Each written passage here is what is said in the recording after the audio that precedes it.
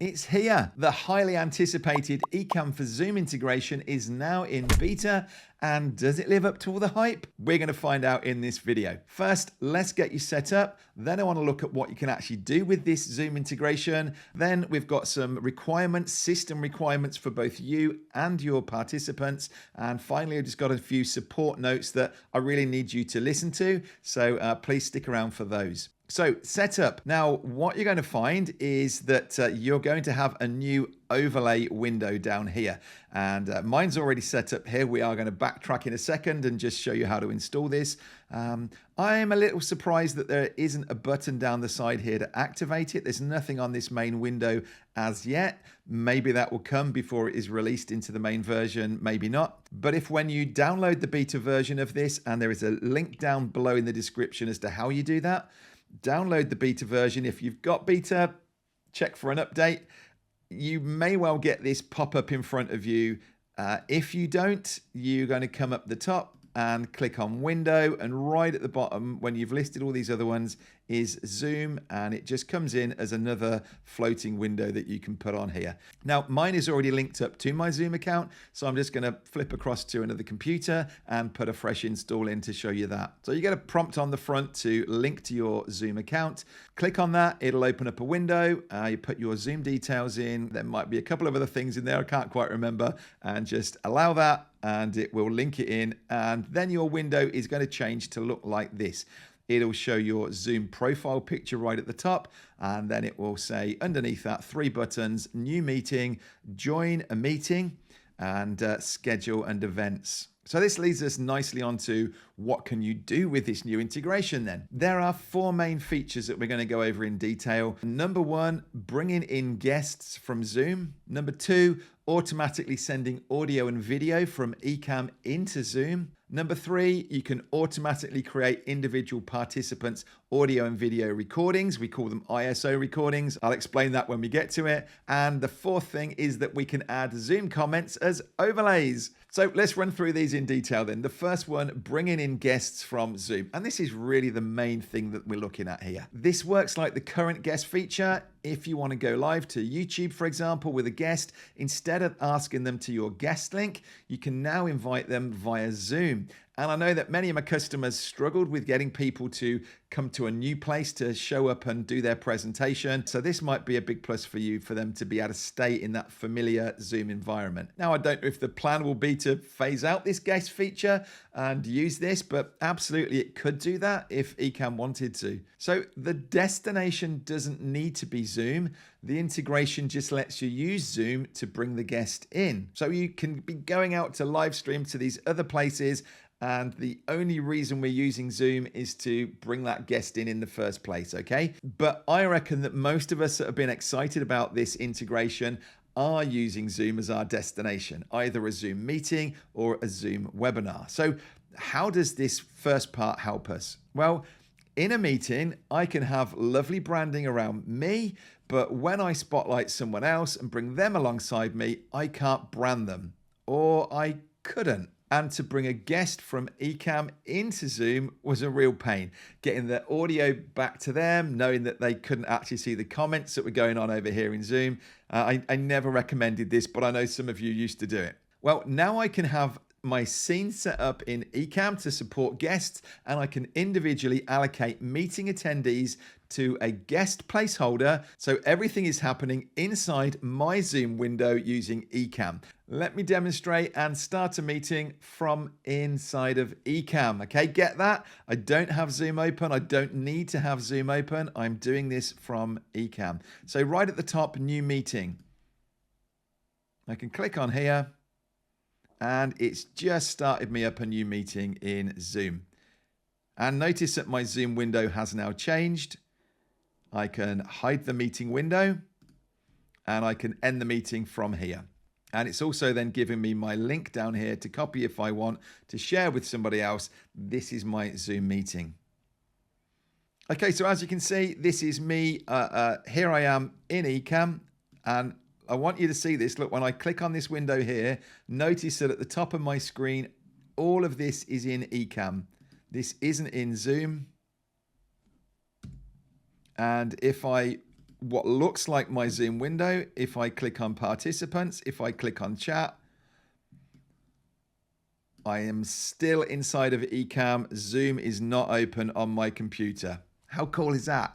Now I'm going to ask Owen to join me. He's got several logins available, but we'll just start off with one. I want you to see firstly how we would do this normally. So you can see this is saying no participants at the moment. Then over here in Zoom, all the regular screens that you're used to over here, I'm seeing that Owen is in the waiting room and I can admit him. Hey, Owen. So Owen's now in my meeting. I'm changing around my galleries and views over here as normal. But look, over here now in my Zoom window is showing Owen. And what I was just saying earlier is, look at us there in Zoom. I'm nicely branded. I've got this frame around me and Owen's got no branding around him over there. I really want Owen to be in here with me. So in my new Zoom window over here, I can click to add Owen. That's now brought him into my Ecamm. And what I can do is to then say, it's just telling me that this is, we'll come back to that warning in a second. What I could then do is click on Owen over here and I can assign him to a placeholder as guest one.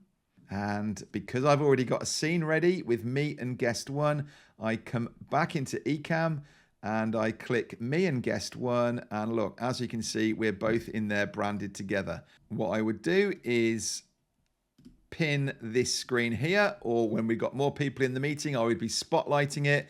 And now this is me sitting alongside Owen, all inside our branding. Doesn't that look better?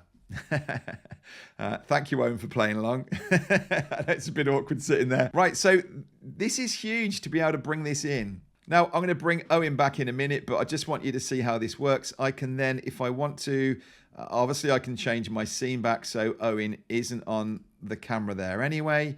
And a bit like we used to do with the guest, I can remove Owen from the camera. Don't click on return to wait room because that's kind of kicking him out of Zoom. But again, this is kind of stuff that you're familiar with inside of Zoom. So let's have a quick look over here a minute. What have I done inside of Ecamm? So I've got a scene set up with just my camera. I've got another scene set up here with me and guest one. I've got another scene set up that is a duplicate of the first one. And I've just changed the camera over to be guest one. And then what I've also done on here, I want to show you this one, is in the same way that a guest can share their screen in the guest feature of Ecamm, they can do the same thing here in Zoom. So if I bring Owen back in, so I click down here, bring Owen back on screen, and so it's remembered that he's guest one. So wherever I've got a slot there for guest one, then Owen is coming in there. But let's imagine that Owen wants to share his screen. He's coming on, or maybe it's slides he's got. He can click as he would normally do in Zoom to share his screen. I'm now seeing that Owen's bringing in this third camera. This isn't what's going out. So Owen is here as a placeholder one. And then I've allocated this second one, add placeholder as guest two. And so I've now got a scene created over here that this is guest two, and then this is my camera and guest one. So this works really well. And what I need to then do, so keep in mind we're in this meeting over here. I'm looking over here in Ecamm, but if we were over here, so as you can see then in Zoom, Owen and I are on here, we're sharing the screen, and this is the presentation that is going out. This is the way we're working. I can still cut back between me, guest. So the things that we would do if we were live streaming, but we're now doing all of this inside of Zoom rather than me bringing Owen up next to me out of my branding, asking him to share his screen, and then we both get put into thumbnails. I love that we can do this, and how slick is that? And Owen could just scroll up that page. It's all live, it's working. Yeah, fantastic. Okay. Now, none of this requires that my guest has Ecamm. They just come into Zoom and they select screen share in the normal way that they would do inside of Zoom, and it pings up in my tab and I get to bring it in. So does that all make sense? I reckon this is really cool. And for our Zoom attendees in our meetings or on our webinars, this is going to look really slick now. Your window is going to be spotlighted, and whether it's you on screen, the guest, or them sharing their screen, we get complete control, and we could run this like we do when we're running a live stream. I reckon this could be fantastic for a kind of virtual summit event where you've got speakers that are there in the audience and you want to be able to bring them into this Zoom tab on here. You can remove somebody from guest one placeholder and then replace them with another one, or you could have multiple guest placeholders lined up. And then, maybe I introduce them and then I say, I've got this great speaker who's coming on now to do the next talk. They've got a 30-minute slot. Now I'm going to hand over to Owen, and away you go, Owen. And I've just pulled myself back. And in the same way with our sound levels, I can do the same thing. I get a guest audio down here. So in the scene where I've got Owen on, for instance, I won't do it now, but I would make sure that Owen was unmuted and I was muted. So all of those things we're used to doing in the way that we were running a guest and an interview previously, right? So how many guests can we actually have brought into Ecamm like this? You can bring in up to 8 participants into Ecamm so that they can join your screen this way. So let's see what happens actually. I want to demonstrate this and just show you. Owen's about to crash his computer and trying to log in from multiple different browsers. Okay, so you can see what's happening. Owen's been busy trying to log in from multiple things. I've got my phone here as well. So I'm going to let everybody into the meeting and see what happens down here. Everybody has come in here. What could have happened is we could have automatically allocated. I'm going to show you a setting in a minute that says whenever somebody comes in, we're going to automatically assign their camera over here. So there is an option here. These have all come in here so I can see the names of everybody. This would be everybody that is in my meeting with me, and this list would just keep filling up. What I can actually do if I wanted is to say when they arrive, we've got preferences right at the top of this window here, and I can auto add the Zoom participants as a camera source. So what this means is it will allocate up to those 8 places and bring them in here ready to go as a camera source. There is a little caveat for this option that I want to explain in a minute, but for now, let's just imagine that we want to bring these others on. So I'm going to bring, this is my browser on Safari that doesn't seem to have the camera on. There it is. We're going to bring in these other ones from Owen. So I said we could have 8 options in here. So look what happens. We've hit the maximum number of Zoom cameras. Only 8 cameras can be available at a source at any time. So that means I could have up to 8 placeholders in here and bring those guests in, guest 1, 2, 3, 4, up to 8. If I then need to bring somebody else on, I'm going to have to remove somebody. So if I want to bring Owen Firefox on, I'm going to have to click up here and say remove from cameras. They're still in the meeting, but I remove that one from a camera. It's gone now back to that, and I can click down here and I can add Owen in. So that's all it's meaning, that to allocate those people there. And on any of these then I could, so I've taken Owen's screen share off. So let's pick, actually what I'm going to do is take my, rather than having another picture of Owen there, I'm going to remove this one from camera. I'm going to add my Safari one in, which is showing me on my FaceTime camera there. And if I say add to placeholder, this is going to go to guest 2. And now if I go back to that scene that we've got multiple cameras on, so you can see there's me at the top, then we've got Owen as guest 1 and me as guest 2. So if I were to replace me, I don't know actually, I've not tried to do this on the fly.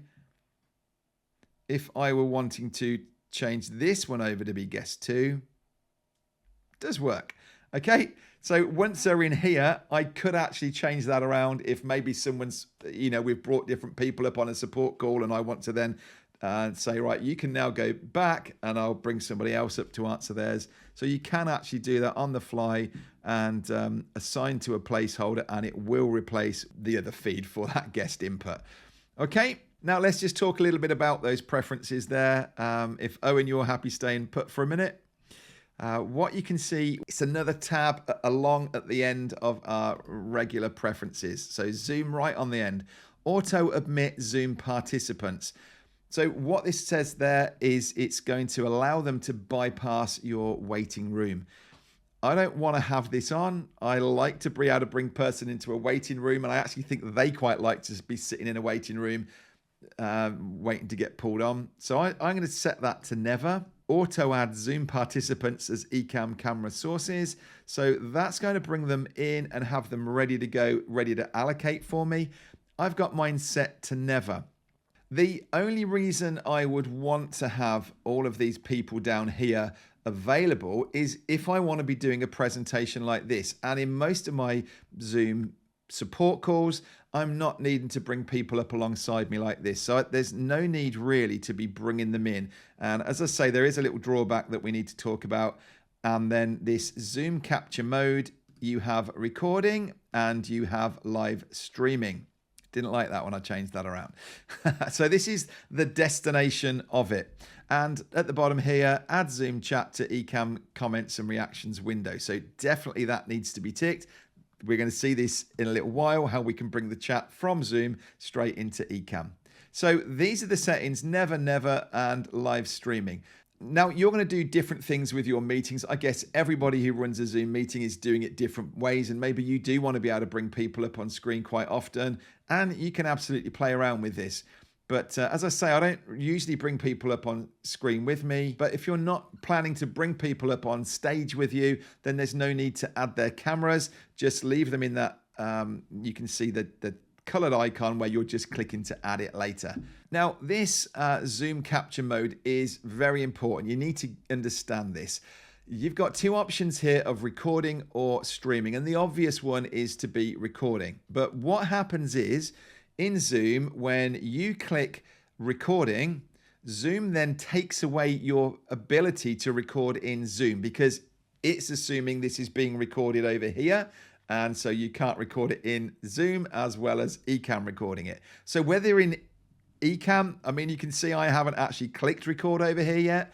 If I were to select it in my capture mode, Zoom assumes I'm recording it over here. That's an issue for me because I run regular support calls in various groups, and I love that I can record to the cloud and I can send participants a link to what's the replay afterwards.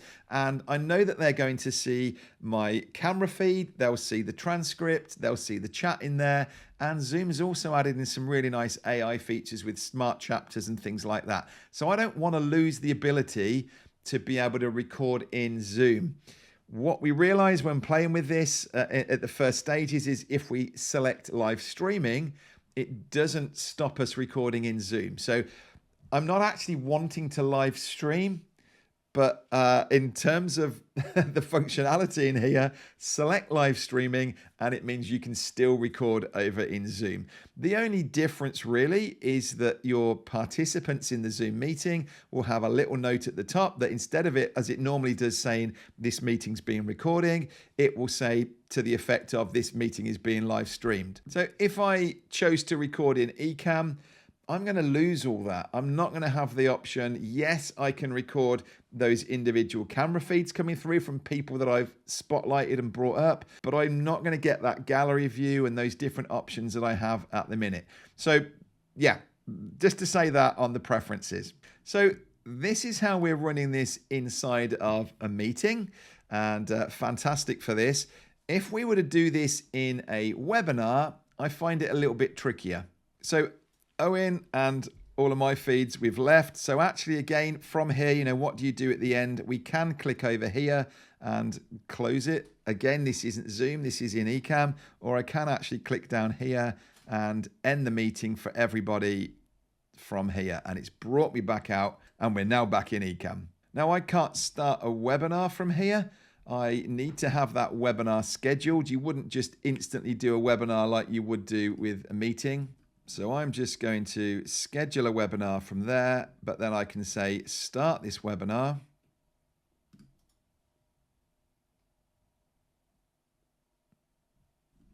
All I'm trying to do at this stage is to be able to get the link to my webinar.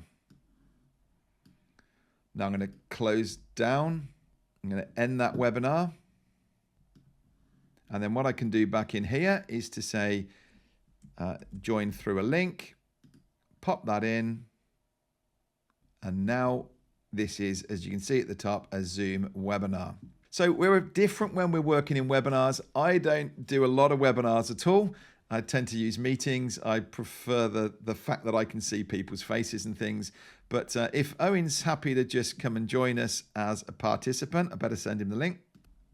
So I want to bring up my participant window again. So Owen's already here. So I'm a panelist. If you're not familiar with webinars, only a panelist can be seen on screen. So you need to bring somebody from an attendee up to a panelist. So I need to change Owen over here to say promote to panelist. Up comes Owen. Hi, Owen. And what I can do then is so Owen is muted, and as long as he's muted in this default view with speaker, it's going to follow the speaker. So what I need to do is to make sure that I've spotlighted my feed, because I don't want people seeing this feed of Owen, because we're going to bring him in. So I need to make sure that I'm spotlit for everybody. Owen has been brought from an attendee up to a panelist. And in the same way, then I can click over here. I now come over to this Zoom window and I click to add Owen. And I do exactly the same thing and I assign him to a placeholder. In fact, it's already got him in there as default, and in he comes. So again, working really well in the fact that, doing a presentation over here on a webinar, if I wanted to bring this guest in and maybe hand over to them, whatever we're doing. But you just need to be aware that you need to they don't all flood into here like they did in a meeting. It's not looking at all the participants. You need to get your attendees and one at a time, tick them and bring them across as a panelist. Then they appear over here. Then you can click them and allocate them to a placeholder. So it's an extra step. It just feels a little bit more work to do to get them to come on camera with you. But I just felt I needed to spell that one out. So that's a lot that we've covered in this first point, but it really is covering most of the features here. And don't worry, the rest we're going to get through quite quick. So let's come on to our second point, automatically sending audio and video from Ecamm into Zoom. Now, if like me, you've been working in Ecamm and sending the video and audio out to Zoom via the virtual camera mic, you no longer need to worry about that because we're going through to Zoom from Ecamm. It's going to automatically select your mic and your main window as your camera source. So that's a big plus. We're not now needing to open up Zoom and select that mic, select that camera. By coming from Ecamm into Zoom, all that decision's been taken away. Thirdly, automatically creating individual participant audio and video recordings.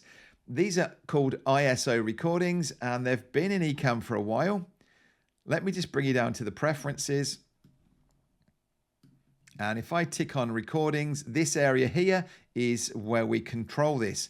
And the idea of these isolated video tracks, ISO tracks, is that here I've got branding on at the minute. And if I'd got me and guest, Owen's gone. But if we were both side by side, maybe there was a point that I thought, I really like that. I'd have liked to see Owen at full screen saying that. Well, I get separate files back at the end from all the different camera sources and all the different microphone inputs that have been used. So now, because of this integration, it still works the same. It's the same tab over here in our preferences, but it now is also bringing in, so it says down here, interview and Zoom guests. Now, this isn't on by default, and you need to make sure you have this on. If you've got your multiple cameras here, tick them on. But definitely make sure that this one is ticked so that the regular guests that are coming in, if you still want to use that way, or if they're coming in over Zoom, you're going to get an individual recording of each of them that actually come on camera. Do make sure as well to tick here that you record an isolated audio track for all of them as well. Now, this would be great for anybody that's wanting to do a podcast and bring a guest in via Zoom. You don't need to record in Zoom now. You can record here in Ecamm and hopefully get a cleaner, better image and sound coming through. And then fourthly, adding Zoom comments as overlays. Now, this is arguably the thing that we've been the most excited about, and without even needing to bring other people on camera and brand them and bring them in and things that we've already talked about, just to be able to bring comments from that chat on screen is definitely the thing that I'm going to be using all the time. So I need to start up that meeting again. Let me just show you how quick and easy this is again. I'm going to keep saying it. We're not leaving Ecamm to go to Zoom. This is all happening in here. And I can start this chat off myself. Notice as well, so we're going to see the chat appear over here in the comments window. When I type over here, it's going to instantly appear into the chat. So if we've been used to like Facebook or live streams that we're doing, and you've got that delay from that chat coming through, this is all in real time. So Adrian says hi there, and it pops up over here, and like we've been able to do previously, I can click and I can bring this on screen and I can brand this up. And I'm not going to spend long doing this, but let's just quickly fill this. What you might need to do is just turn off this automatically hiding of comments so that when I bring this on, it'll stay there for a while. I can click it. Probably with this branding, I would just have a black background there, and maybe I'm going to put a faint border around it. Let's go with the same blue. And so, yeah, I can have comments appear. These aren't going to automatically appear, but it allows me to select this. I'm going to say to fly in from bottom. So if, as I say, I'm doing a support call and I'm talking to my customers and I'm demonstrating something, and then one of them, at a point I then say, right, let's come over to the chat then and see what people are asking. So again, I don't need to have the chat window open in Zoom. That could be closed because the chat is coming here into Ecamm. And notice that I can actually, there are times on Zoom calls I want to share a link with people that are watching, and I want to just drop that into the chat in Zoom. Well, I can do it from here again without having the Zoom chat open. So I could drop a link into here and I can bring that up on screen and share it with everybody. So I love this, I really do. And I think this again, when you're in a meeting with people and you're just running down and you're saying, hey, yeah, Adrian, great question. Let's come on to that one next. And then I go over and I'm sharing my screen and I'm demonstrating or I'm answering it. This is the unique stuff that people will be saying, I saw this guy doing this on his, in a meeting or on a webinar. How do we do that inside of Zoom? They're the sort of calls that I get all the time. How do we do this? How did we write on screen? That's where that one came from, was one of my customers saying he was on somebody else's call and he saw this writing on screen being done. So yeah, these are the things that are memorable. So come on, that's really exciting, that one, isn't it? Now I do need to point out some system requirements before we wrap this up, and some important notes about support. So your requirements as the host, first of all. To use Ecamm Live's Zoom integration, it's recommended that you use an iMac, Mac Studio, Mac Mini or MacBook Pro that's manufactured in 2020 or newer, and to have at least 10 megs internet connection. You will need to be on an Ecamm Live Pro plan to access this. And for that ISO recording to be done inside of Ecamm, you will need to be on an Apple Silicon-based Mac, so an M1, 2, or 3. And then I got a note here that wearing headphones is not required, but typically the results are going to be better if you're wearing headphones on this Zoom call. If not, then you can use the echo cancellation. And it isn't actually necessary for me to be the meeting host in order to use this.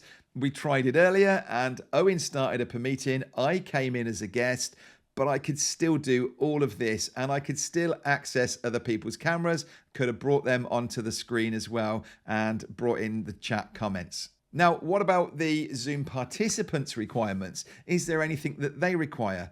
Well, they can come in to this Zoom meeting on any platform or device that allows them to join the Zoom meeting. But we do recommend that guests, if we're going to be bringing them on, again, are using a Mac or a Windows PC with at least 5 meg internet connection. But participants do not need to be using Ecamm Live, and they don't need to be an Ecamm Live subscriber to be able to come in as your guest. And again, wearing headphones is not required, but it really is good practice to ask people to put some headphones in, some little earbuds or something, and bring them in that way. Now, I do have an important note here about support before we wrap this up. Please understand that this is in beta, so you may potentially run into some bugs.